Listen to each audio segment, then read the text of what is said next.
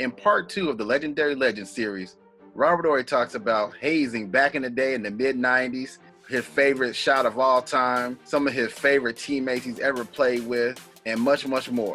Check it out.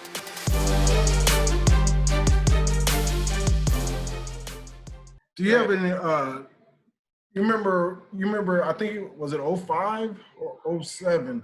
We were on a long losing streak. I want to say it was 05. We're in New York. And me and you had went out to eat. We're next door hotel at Tao eating. And we're like, we got to do something. I was like, y'all are losing. Y'all are sucking it up right now. And we're like, everybody needs to get out and clear their mind. And we're like, who can we get to just go out? And you remember who all went out that night? Man, that was a good night. It was funny because everybody called me like, I said, then they said, this is the one time that I realized that what they say about the Spurs is true. Nobody on this team knows how to go out and party. And so it was, I remember because at first it was Brent Barry that called me. Mm-hmm. And then it was Manu, then it was Tim, then it was Fabricio, and who else was with us that night? We tried to get Tony to go, but Tony was doing something else. Tony was with Eva that night. And then we ran into Big Jack. Yep. Big Jack that night. We all just hung out, drank, and somebody got a little bit too drunk, couldn't make it to shoot around or practice the next day. And then everybody was hurting. 18 after that, right? Something. Yep. 19 game win streak. And a winning championship that year. Mm-hmm. That was 07. I think it was 07. Yeah, that was good. That was actually one of the good ones. And then Jock Vaughn was on that squad because I think Jock was with us too. Jock had went out. Jock Vaughn went out. It was the the Argentinians was in Argentina's team. Manu for sure. I wonder if he still has that leather jacket that he wasted something on in a ride home. There was Brent. I know me and Brent talked about that the other day. And I'm always, every time I look up and see Brent working for the Spurs, I'm like, I have to do a double take. Going back to some of your first years in the league, most people, younger generation, know Robert Horry the shooter. But, myself, CY, and people of our age, we know Robert Horry the banger. He's a dunk on people's head. So talk about, how your game evolved over the years. You're pretty much the prototypical stretch four. Your game lasted multiple decades, could still translate to today's game. Talk about just how players can reinvent themselves and to have a long-lasting career. It's so funny because I remember the day I became a four. I was always a small four. Even in college, I was small four playing center. We traded away Otis Thorpe, and I looked around the locker room. I'm like, oh, crap. I got to play power forward. Because, even though we had Pete Chilcutt and Chucky Brown, I'm like, oh, crap. I got to play power forward. And it changed me mentally because it made me want to get stronger. I remember I went from weighing 225 to 245. I got stronger. I lost some of my hops because I moved to power forward, and I changed my workout regimen, and I changed how I ate and did a lot of things. And it was so funny. I'm like, man, if I didn't have to move to power forward, I'd have stayed slim and trim and not try to bulk up, and I kept my hops and all this kind of stuff. But I think the weirdest thing is back in 2005, we playing Detroit in the finals, and my son, who's now 21, he was talking. We was talking like, Daddy, do you know how to dunk? I'm like, dude, I used to dunk all the time, right? And so of course I get that nasty dunk on Rip Hamilton, and after the game, I'm so excited because I finally proved to my son that I can dunk. It's a great dunk. So I go to him. I said, "Do you see Daddy dunk?" And he was with my father. My father looked at me, he said, "We were in the bathroom." Oh, dang. So it's like, it's funny how you, in the blink of an eye, you can miss something fantastic. And, my son went to the bathroom and missed one of my best dunks live. But he's seen it enough now because after that, I played it enough for him to see your daddy got hops. When you moved from the 3 to the 4, what were some of the guys that you played against that were that's when the league was really physical. You know, you had big power forward, strong guys like Karl Malone and Kevin Willis and these kind of guys back then. You know, what were some of your toughest matchups back then? Yeah, I hated guarding Charles Barkley. You know, his center of gravity was so low, he could do everything. I hated guarding Grandmama, Larry Johnson. I hate getting stuck on Rasheed Wallace. Even with Tim, there's so many of these guys that were taller than me, and the guys that were shorter than me were stronger than me. So I was in a quandary. You know, you if you're going taller, he's still as strong as you, and they're taller. If you're going small, they're stronger than you, and so it was difficult, you know, to adjust. But you know, luckily, you know, my first couple of years, you know, when I was with the Rockets, I moved to power forward. I was kind of at an advantage because I got to bring them away from the basket. You know, and as time goes on, everybody adapts to playing us, and you know, systems change, and you just be like, no, don't go to the post, just you know, just post up, you know, spot up, shoot threes, do that. So it changed for me, and I look back on my career, and those are moments where I should have went to coach like, dude, you ain't gonna just you know typecast me as a spot up shooter. It's like, you know, here's a guy, I scored 40, I scored 20, I can score, I can go in the post, I can do this. But, you know, I wasn't a person to, you know, step up like that. So, okay, you want me to spot up? I just go over here and spot up and do what you asked me to do. What do you think about the guys nowadays? Everybody wants to go away from the basket. You know, everybody like, you know, guys like Joel Embiid and, you know, AD and Towns, like all these guys are playing on perimeter. You know, what would you say to, you know, speak on the guys that, you know, don't only have, I don't want to say one dimensional, but, you know, live outside the perimeter more than going inside? You know, I look at those guys and I said, all right, look at what you're doing. I says, when you're in the post, nobody can stop you. When you go out to the 3-point line, who cares about you? But it's so ingrained in their minds that they have to shoot threes.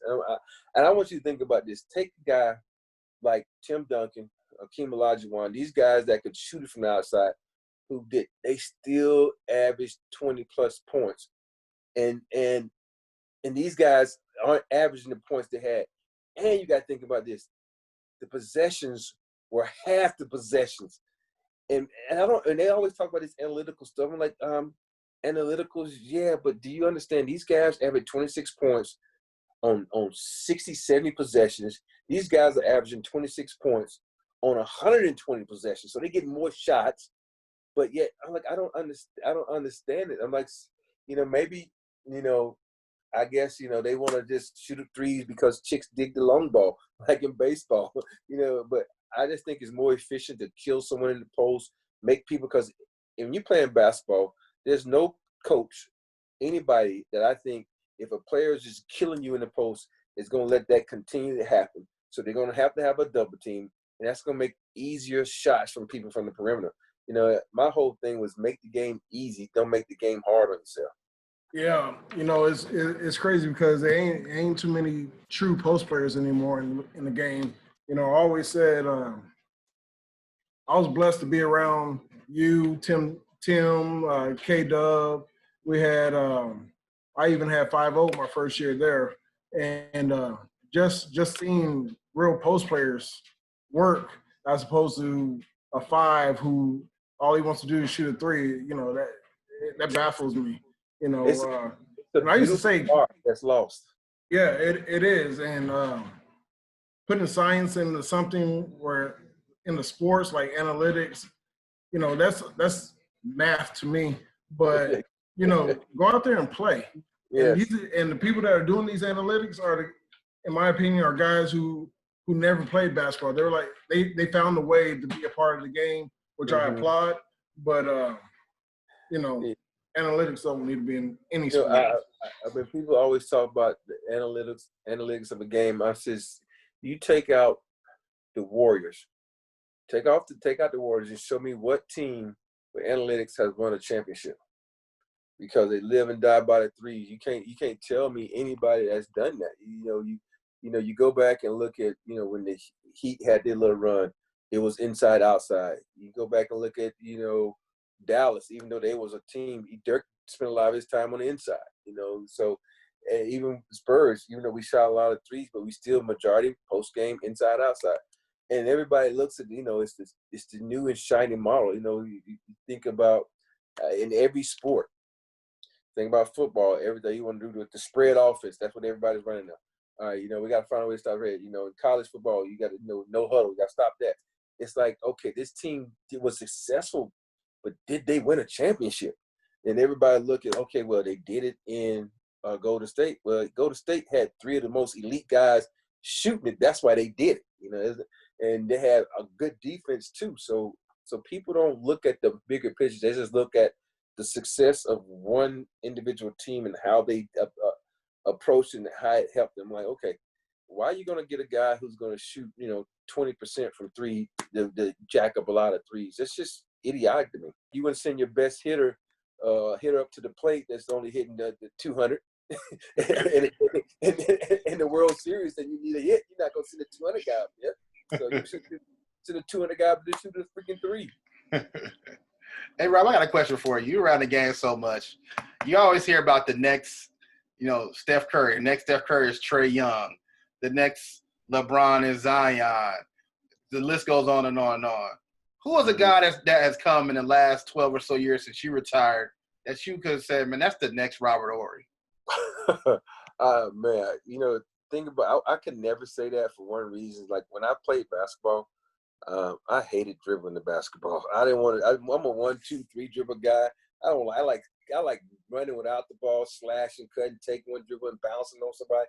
It's weird, but you look around the league. It's so many. I remember when I first saw this guy was Rudy Gay. I said, "Oh, Rudy Gay reminds me of me." And then of course he started handling the rock more, doing all that stuff. I said, "Well, he passed beyond me," but I don't.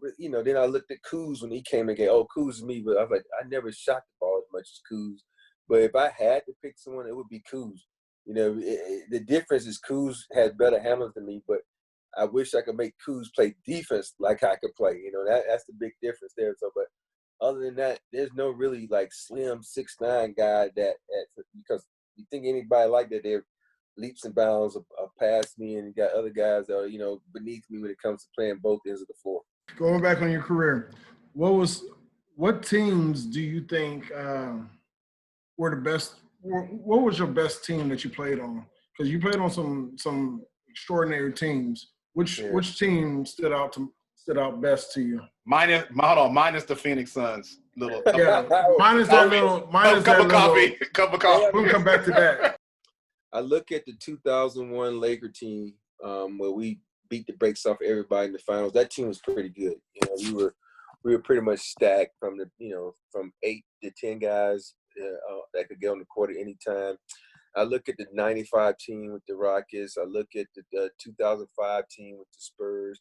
And it's so weird that I look at the 2006 team with the Spurs. I thought that team was freaking good, but yet we lost to Dallas, who went on to win it that year. But it's like I played on a lot of incredible teams, and you had the 1-2-3 punch from San Antonio. You had the 1-2 punch in L.A.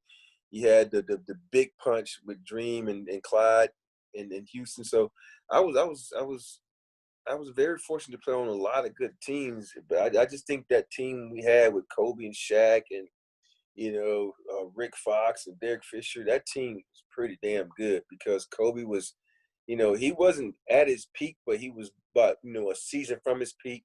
Shaq was at his peak because he was in shape. He loved basketball, and he was just dominating, So it was just because of that combination. I don't think that duo probably, one of the top duos ever to play the game. So that 2001 Laker team is probably my best team.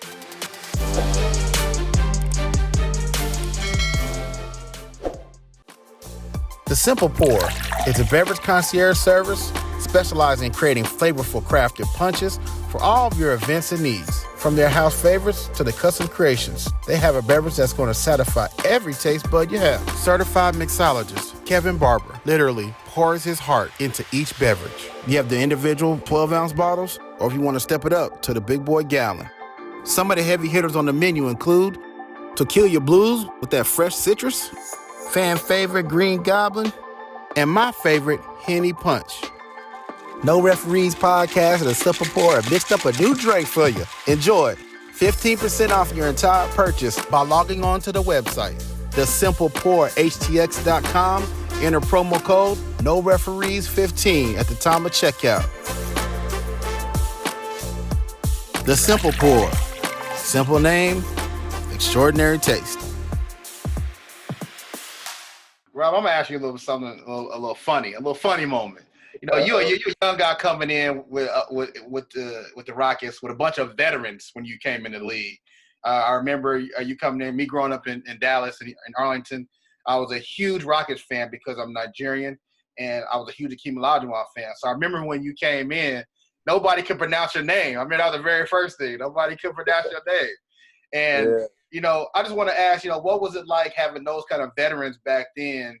You know, did they play any hazing things on you? Did they give you the game? Did they take you under your wing? You know, you hear a lot now, you know, the veterans like put popcorn in dudes' cars and things of that nature, get the donuts. You know, kind of give us some insight on what it was like being a rookie back in the day when you had like real veterans. Well, you know, it was fun for me. I think I was very fortunate. I had great seniors in front of me. You know, Dream would talk me about the business of basketball. Tree Rollins just talked to me about, you know, playoff positioning. And Otis just was like, hey, this is about being a professional. You know, Otis used to always make me get up and meet him for breakfast before every game. We would go to IHOP and have breakfast, he and I, and just talk about the game before the game. And then just going out and playing. He took care of me. He took me under his wing. And I think the only hazing they did was, you got to realize, when I was a rookie, we didn't fly commercial. I mean, prior, we flew commercial. So we didn't have a practice facility. So we might be practicing at Texas Southern. And Tree Rollins would come and was like, yo, Rook, I want you to fly with me. I'm like, what? And like, yeah, go home and meet me at the airport. I said, what time you leaving? I said, we supposed to leave at 5 o'clock. He said, no, I'm leaving at 3 o'clock. Meet me there. I would have to literally run home, throw stuff in a bag, and then meet him at the airport so he had to travel by himself. So he had things like that. And then they used to always take the basketballs, and when we were on the road and doing shoot around, and throw them all over the gym. So I had to get all the balls up, rack them up. And then I also had to pass out the jerseys before shoot around, pass out the uniforms and bags. And, you know, back then guys would change rooms. You don't know what room they're in. So it wasn't like what we used to do in San Antonio, make guys bring donuts for shoot around. But I didn't have it bad. I know I've been on some teams where we gave some guys some heckling. And I'm going to just let's leave it at that. No. There's no referees. Give us a story of a story where you was the veteran and you gave a task to a young fella. And give me a time where a young fella like kind of bucked at you. Was like, nah, I ain't doing it. Oh, man, Ruben. Ruben's the only guy that ever bumped at us. You know, we tell Ruben Patterson to do something. I'm not doing anything. So, you know, one day we just said, you know what? Okay, we got you. You don't want to do anything. So we got Shaq to sit on him. Everybody had a roll of tape. We taped him up. We just put tape all on like this, you know, athletic tape. We put him on a luggage cart and then take him down to the luggage cart and just put him on the elevator and hit all the buttons and just let him go up and down on the elevator. And we told the hotel, just let him, we'll come back and get him in about an hour. Nobody mess with him. So guests would get open and they look like, ooh, and just close it back. And it's like nobody tried to help because they understood that, you know, here's a rookie, you know, being defiant. But I don't, you know, I always had good rookies. No rookie ever tried to stand up to me. I remember, you know, Mark Masson was my rookie. Steve Nash, believe it or not, was my rookie in Phoenix. So everybody, you know, pretty much, come on, Rook, let's go out. All right, Rook, pick me up. Everything was done. They was done, you know, they did it to a T. They knew better than, I guess, you know, talk back to the vet, especially at the time a vet with rings. Kevin Willis, that was one guy I never would have messed with, you know, being a rookie. I think we had who was our rookie that year? Jan Mahimi, I want to say was around when K-Dub was there. And Jan didn't do something, and K-Dub put that big old bicep around his neck. And it was like, hey, when you come back over here, it's going to be different. being that, you know, being Jan was over in France. So rookies now, though, they run and tell. And, you know, they go tell, and the coach be like, they so fragile. Well, we don't want to mess up his psyche. Leave him alone. Leave him alone. Okay. Well, we're going to stay right there with the teams. You know, let's talk about the Lakers years. Talk about just what was it like to from a guy that went from Alabama to Houston, you know, two kind of slow southern cities, Phoenix, you know, kind of in there a little bit, but then going to LA. You know, I've never lived in LA. I've been there a few times for work, but I just always feel like it's a culture shock when I go to LA, or I'm just too slow for LA. You know, talk about just what it was like making that transition, you know, going to LA. I think the hardest part for me was learning how to get around and beat traffic.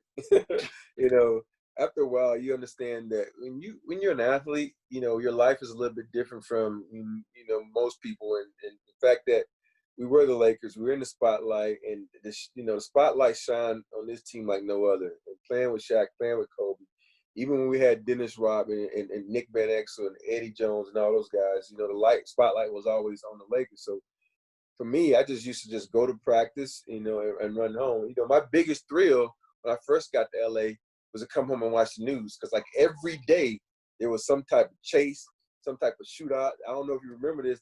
I remember like my first couple of weeks in LA was when they had the shootout with the guys in the armor, and they robbed the bank, and they got the full body armor on. They walking down the street just shooting people. I'm like, wow.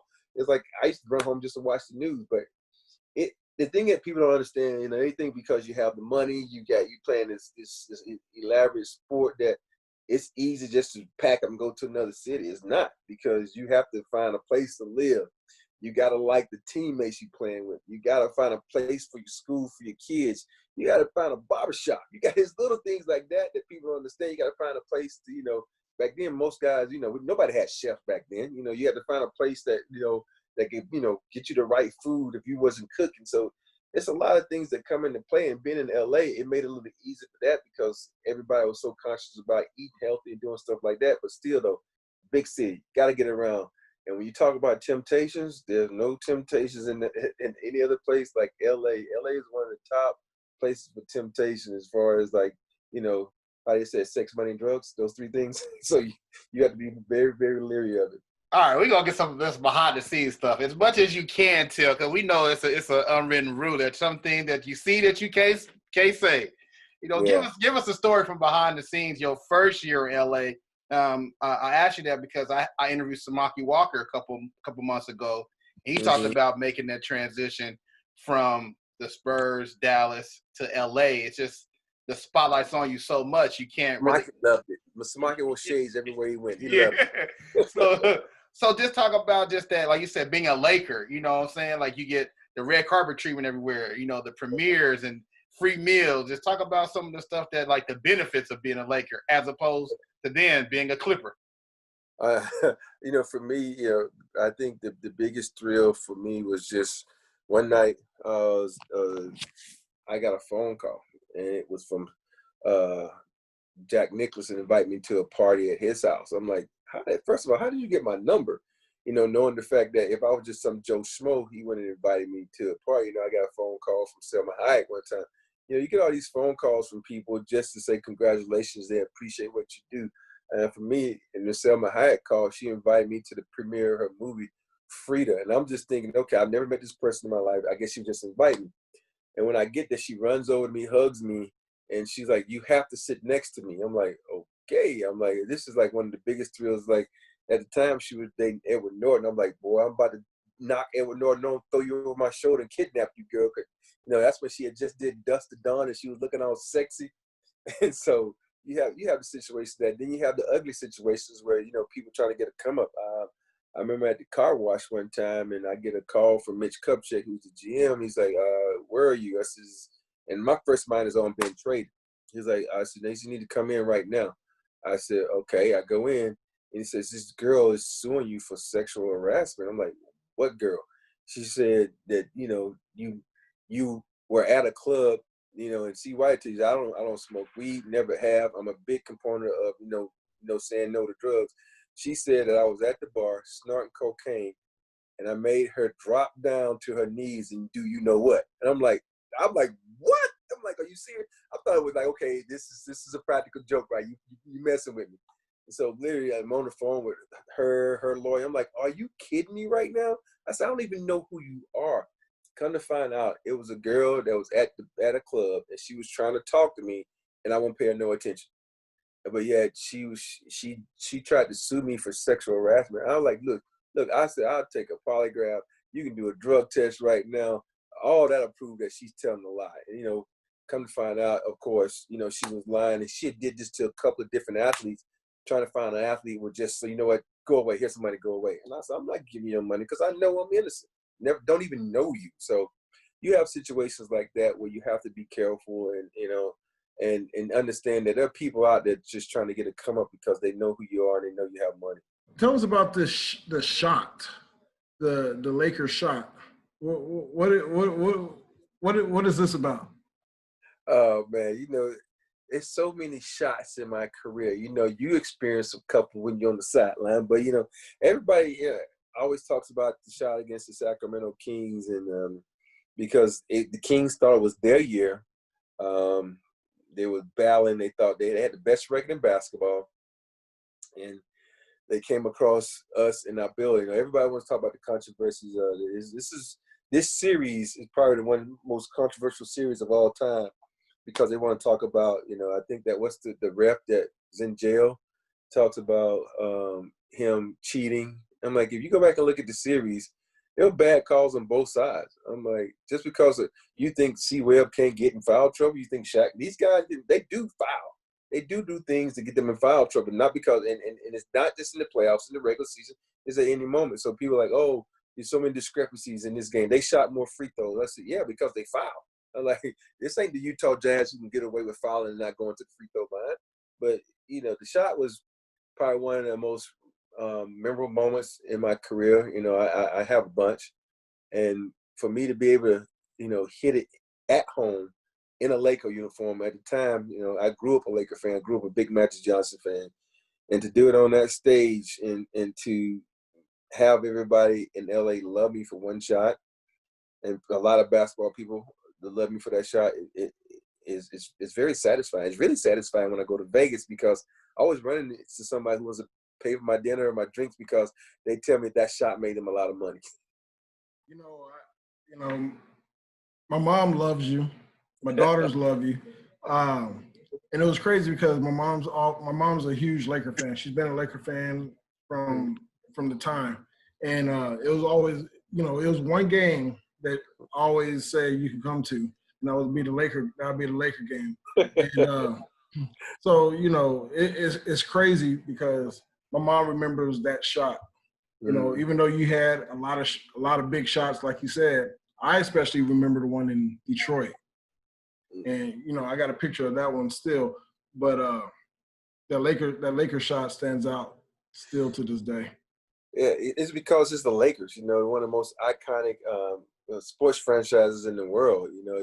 If you name 5 sports franchises that are iconic, they're going to be number one, along with, that terrible team. I think he has a hat of them on his wall over there. I'm not going to mention them. I'm not a Cowboy fan, but I just mentioned them. Don't hate. But you think of sports franchise, you got Lakers, Cowboys, Yankees. Those are the top 3. And I'm just talking about in America. So you think doing that on their court, in their building, in that stage, and in that moment, in the playoff moment, coming back from the 22 points down. So it means a lot for me, though. I just think I still love the shot against the Detroit Pistons because for me, as a player, I love sticking a dagger to someone in their building. So that shot that last year that Dame hit on OKC, and the shot that Mario Elie hit back in the day that gets a death. Yeah. So when guys hit these shots like this, the shot that Kyrie hit over for the Cavs to win the championship, that feeling, what it's like to hit that shot and how memorable that is, how gratifying that is. For me, I think it's a little bit more gratifying because all those guys, outside of Mario that hit that shot, they're taking shots constantly through the game. You get in a rhythm. You got the ball in your hand. You know, the rest of us are sitting over here. When you don't have a shot, okay, we got to shoot. You got to throw it to us. So for us to be able to step up at that moment, you know, I look at like Paxson, Steve Kerr, you know, those guys who played with Michael Jordan, understand he's going to take the shot, and all of a sudden, here the ball comes, you got to knock it down, or you might not ever get the ball again. You know, you have to do those things. And for me, you know, you look at a play in the huddle, you know, I get asked these questions like, how many times was the play drawn up for you? I'm like, 0, but I know if I'm second option, the play is for me. In my mind, I say, oh, this play is for me, because 9 times out of 10, nobody's going to let the head of a snake kill you. So, of course, you know, from Kobe driving and kicking to me in the corner in Portland, you know, from Manu throwing the ball to Manu in the corner, he kicked back to me. It's just so many moments where, you know, I knew the play was for me, except for that play against, you know, Detroit. It wasn't for me, you know, and that's the thing that pisses me off. In that series, people don't understand. I scored all those buckets because every shot I took was forced. Pop ran not one play for me. When someone's that hot, you should at least run one play for them. Not one play. That play from out of bounds wasn't for me either. It was for me to set a pick on Manu and him to go to the basket. And, like, thank you, Rasheed, for biting on the pass and, you know, trying to trap him. And I got a shot. I told someone if I'd have caught the ball at half court, I was so hot, I'd have probably pulled it from there, because when you that hot, it don't matter where you're on the court, you feel like you got the confidence to knock it down.